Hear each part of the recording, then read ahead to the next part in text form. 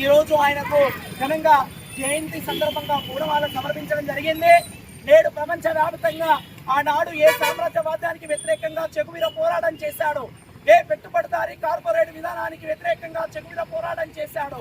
మరి ఆ స్ఫూర్తిని నేటి యువత ఎంతైనా ఆయన యొక్క ఆశయాలను, ఆయన ఏం చెప్పాడో, ఆయన చెప్పిన మాటలను మనం గుర్తించుకొని చెగువీర యొక్క అడుగుజాడలో ముందుకు నడవలసినటువంటి అవసరం ఉంది.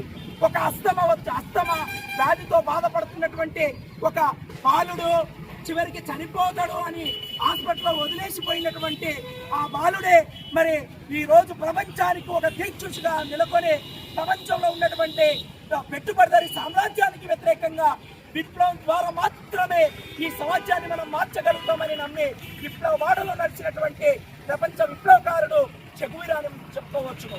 ఆయన ఒక మాట చెప్తాడు, ప్రపంచంలో ప్రతి పేదవాడి కన్నీటిని చూర్చడం కోసము, ప్రపంచంలో ఏ మూలకు ఎక్కడ పేదవారికి అన్యాయం జరిగినా అక్కడ చెగువీర ఉంటాడు అని, ఒక ప్రపంచం మొత్తం బాగుండాలని కోరుకున్నటువంటి గొప్ప మానవుడు చెగువీర. అలాంటి చెగువీర యొక్క ఆశయాలు ఈ రోజు చాలా చాలా అవసరం అవుతుంది. యువకులు ఈ యొక్క చెగువీర ఆశయాలను చదవాలి. ఈరోజు ప్రజా సంఘాల ఆధ్వర్యంలో ప్రపంచ విప్లవకారుడు చెగువీర జయంతి నిర్వహించడం జరుగుతుంది. ఆనాడు సామ్రాజ్యవాదులకు, పెట్టుబడిదారులకు చెమటలు కొట్టించినటువంటి పరిస్థితి, ఈ దేశంలో దోపిడిని, అణిచివేతని ఎదిరించి పోరాడినటువంటి వీరుడు. ఎవరి పేరు చెప్తే ఈ దేశంలో ఉన్నటువంటి యువత తమ యొక్క వెంట్రుకలు లేచి నిలబడేటట్లు ఈ దేశానికి ఒక స్ఫూర్తినిచ్చినటువంటి మాయనీయుడు చెగువీర గారు. ఈ దేశంలో అన్యాయాన్ని ఎదిరించినటువంటి వారు.